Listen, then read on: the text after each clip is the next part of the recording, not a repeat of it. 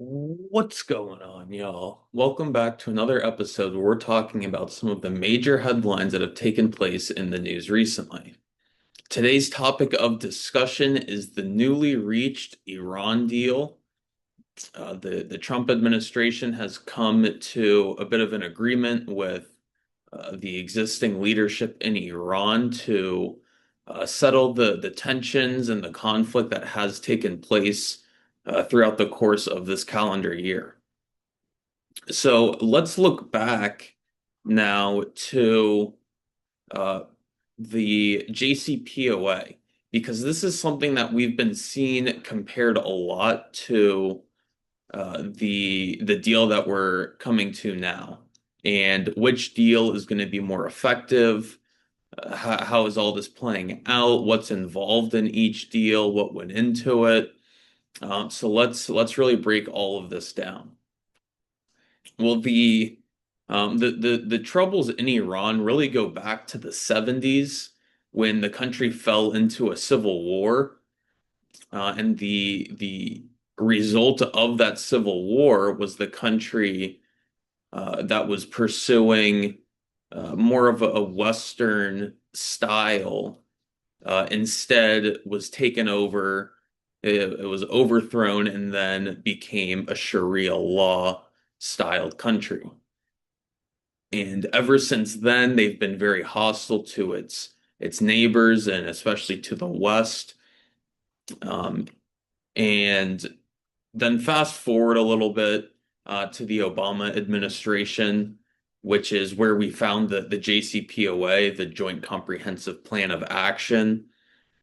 And again, this is what everyone's comparing the new Trump deal with is the JCPOA. It's an agreement that was reached in October of 2015 and then was enacted in 2016. It was designed to relieve sanctions that were placed on Iran, and further placed restrictions on their nuclear weapon development. However, just a few months after the Obama administration released those sanctions on Iranian oil, which freed up about $100 billion for the Iranians. Though by 2018, when Trump came to office in his first term, he withdrew from this agreement, claiming that Iran was not living up to their side of the agreement. They were still engaged in proxy warfare. They were developing their ballistic missiles and stockpiling ballistic missiles. And the JCPOA was believed to still leave the door open for um, future developments in nuclear weapons. So it was we pulled out of the agreement in 2018. Again, that was under the first term of Trump's administration. By 2019, Iran had exceeded the limits that were placed on uranium enrichment. Now, going beyond about 20% enrichment becomes troubling because 20% is what's needed for medical research, and anything beyond that begins to appear as though that uranium is being used to develop nuclear weapons. By 2023, uh, and this is under the Biden administration, Iran had reached 83.7% enrichment, which is dangerously close to the 90% that's needed to develop nuclear weapons. So Iran was certainly pursuing far more than medical research with their uranium enrichment programs. They were certainly pursuing nuclear weapons. Then in June of 2025, this is again fast forward now to the second Trump administration. There was the Midnight Hammer operation, which was a June 2025 strike of three key Iranian facilities that were considered to be developing these nuclear weapons. The U.S. used seven B-2 bombers, over 2 dozen cruise missiles, and 14 advanced bunker buster bombs to set back these enrichment facilities found in Iran. And then, of course, by 2026, we've had this ongoing conflict now that's stretched over a few months that has uh, again just been dominating headlines across not just the US and Iran, but really the whole world has been talking about this conflict as it's caused the price of oil to go up. It's resulted in the blockade of the Strait of Hormuz, which a huge chunk of the world's oil supply goes through. And so the the everyday person has been feeling the effects when they go to the pump to fill up their car, and now they're seeing gas prices that have gotten um, much higher. Well, fortunately, the current conflict has come to a bit of a standstill as an agreement has been made between both the U.S. and Iran. This comes to us in the form of a memorandum of understanding that is 14 points long. And we'll quickly go through these 14 points just to see what it is exactly is going on currently.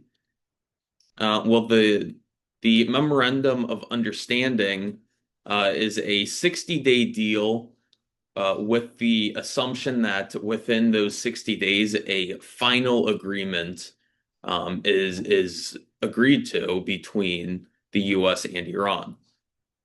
Well, point number one is the end of military operations between the U.S. and its allies and Iran and its allies. Point number two is respect for each other's national sovereignty and preventing each other from involvement in the domestic affairs of each respective country. Point number three is to negotiate and achieve a final deal within that 60-day time frame. Point number four is the end of the U.S. blockade of the Strait of Hormuz. Point number five is the end of the Iranian blockade of the Strait of Hormuz. Point number six is that the U.S. will provide $300 billion in developmental aid for the reconstruction of the Iranian economy, because of course they've undergone a great deal of inflation. I believe the number is somewhere around 70% inflation just throughout this conflict. And not to mention the infrastructure that's been lost due to the military operations that have been going on. So the U.S. has pledged $300 billion to reconstruct some of what Iran has lost due to this conflict. Point number seven is the termination of U.S. sanctions on Iran.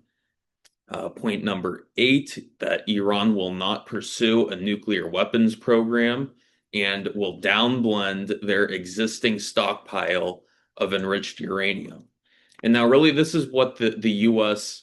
set out to do in the first place, was to end the Iranian pursuit of nuclear weapons and on top of limiting their capacity to engage in proxy warfare.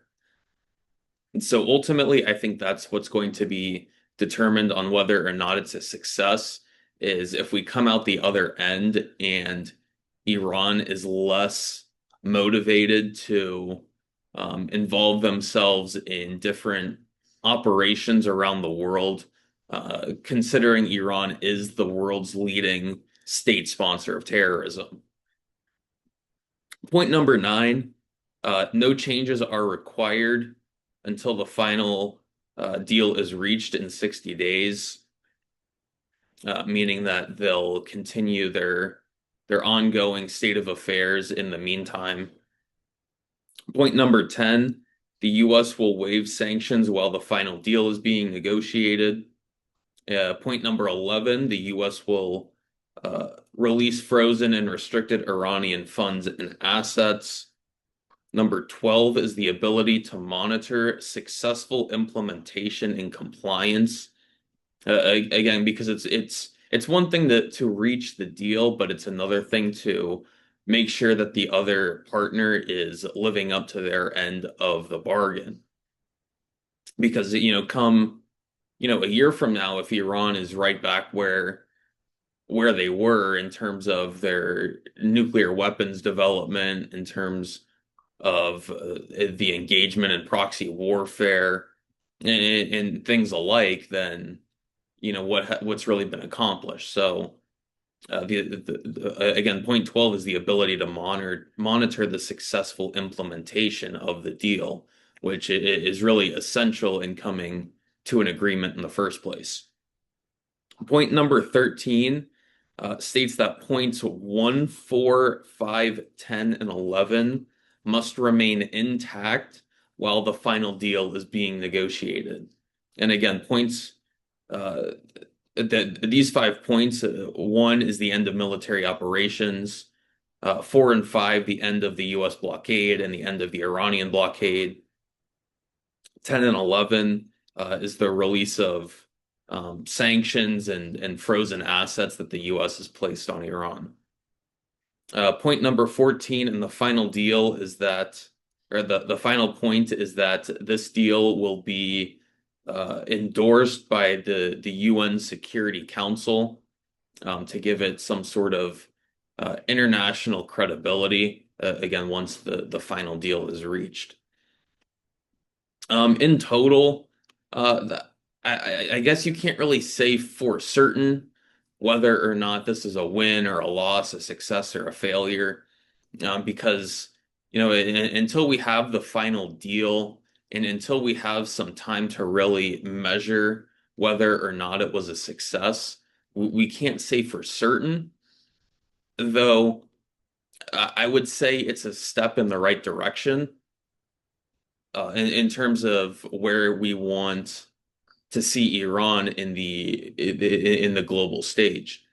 Because again, this is the world's number one state sponsor of terrorism, funding and engaging in warfare all across the world.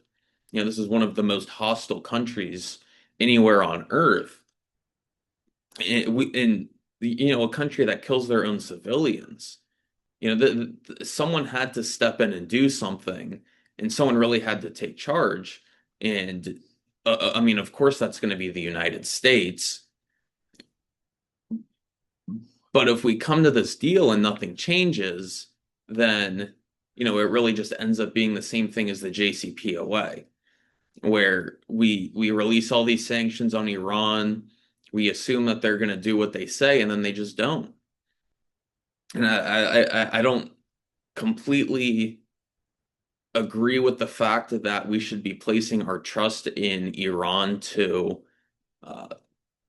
follow what they're agreeing to. We've seen attempts to find peace with Iran for decades now. I mean, it's not just the JCPOA. We've been negotiating with Iran for decades, and they're still doing the same things that we're trying to negotiate with them to stop doing. So again, if these things are successful in their implementation, then this is definitely a step in the right direction. But I just don't trust that the Iranian leadership is going to live up to their agreement. Now, speaking on the Senate floor not too long ago was Senator John Kennedy, who he said to just give peace a chance. Last night, Mr. President, I read the Memorandum of Understanding between the United States and Iran. I read it twice. And for what it's worth, here's my conclusion. I think we ought to give peace a chance. And I think that's probably the best mentality to have regarding this conflict, is to give peace a chance. Um, because again, I don't think anyone is going to say that they're incredibly trustworthy of the Iranian regime. However, after this conflict, maybe they're more willing to reconsider whether or not terrorism is something they really want to continue engaging in. So I'll take the position of John Kennedy. Let's give peace a chance. And with all of that being said, we do find ourselves at the end of another great episode. I certainly hope you were able to take something away from today's discussion.